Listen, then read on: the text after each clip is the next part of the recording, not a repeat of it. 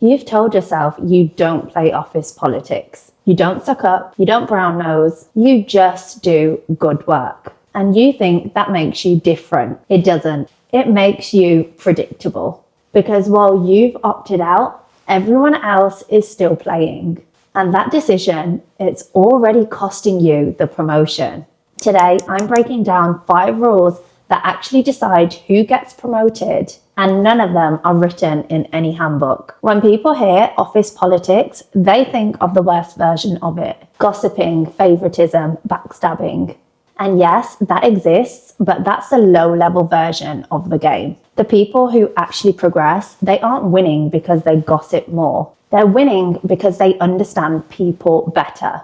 Here's the thing most people miss. At school, it was a meritocracy. Same curriculum, same exam. Effort and ability decided the outcome. Work is different because every company you work in has 3 things. A hierarchy, people with power over your work and your progression, and a culture set from the top, whether they admit it or not. And inside that system, humans are making decisions about other humans. Who gets opportunities, who gets backed, who gets promoted. Not based on a spreadsheet, based on judgment, trust, familiarity, reputation. That's what office politics actually is. And once you see that, you realize something uncomfortable. You were never outside the game, you were just losing. Now, some people are naturally better at this, more extroverted, more socially aware. But this isn't about personality, it's about awareness. Because once you understand the system you're in, you can learn how to operate in it. Here's the shift most people never make. You think your work speaks for itself. It doesn't, because the person who explains the work owns the work. If someone else presents what you built in a meeting, they get the credit. Not because anyone's dishonest, it's because you're operating in a visibility system. It's survival of the visible. And if your default is to keep your head down and hope your work gets noticed, that alone will keep you stuck. Here's how you change that. 5 rules. Let's start with manager's advocacy. Imagine the room where promotions happen and your name comes up. Someone asks your manager, are they ready? Then your manager has to answer. Your promotion is not a reward. It is a risk that your manager takes on your behalf. They're betting their reputation capital on you. They don't just need to believe that you can do the job. They need to trust that you won't make them regret their decision and make them look bad. It helps if something is in it for them, a reason to want to advocate for you. So ask yourself, am I making their life easier or harder? And here's the part most people underestimate. Humans avoid discomfort. Now, good managers will give you honest feedback, but only if 2 things are true. They believe you can improve and they trust you can handle it. If they don't, they avoid it, soften it, or they don't say it at all. Not because they don't care or they're mean, it's because they're human. So if you're not always getting direct feedback, it's not always a good sign. The second rule, reputation. A key thing to know about the corporate workplace, people are not tracking your wins. They're forming a feeling about you, reliable or not, easy to work with or not, someone worth backing or a risk. And that feeling is built in small moments.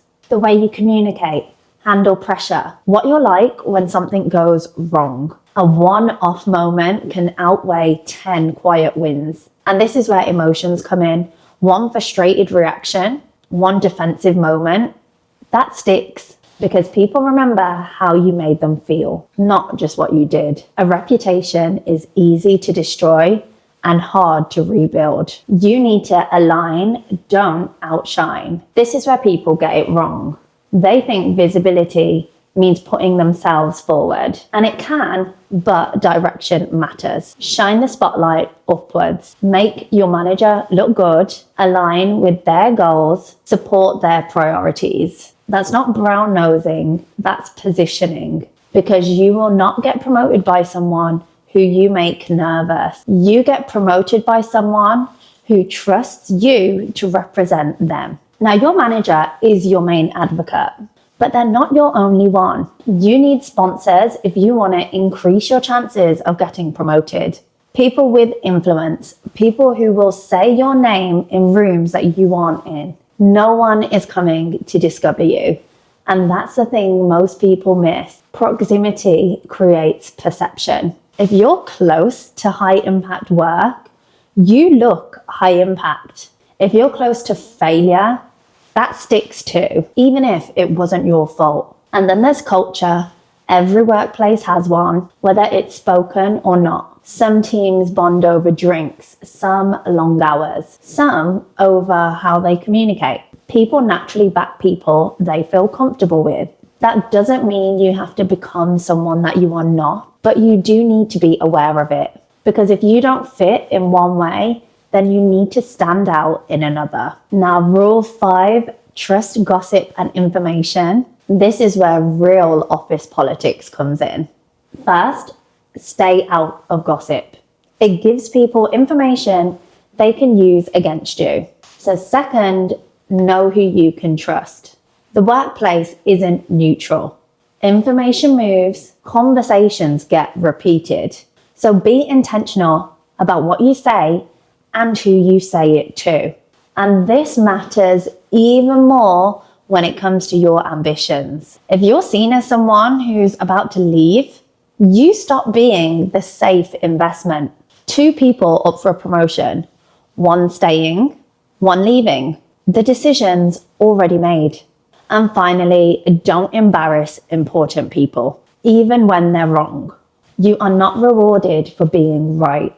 You are rewarded for being effective. People who say they don't play office politics aren't staying neutral. They're just playing badly. Because this was never just about the work. It's about how the work gets seen, judged, and trusted by people. And once you understand that, you stop waiting to be recognized and you start positioning yourself to be promoted. If you want to know how your manager actually sees you right now, not how you think they see you, I've built a free quiz linked below.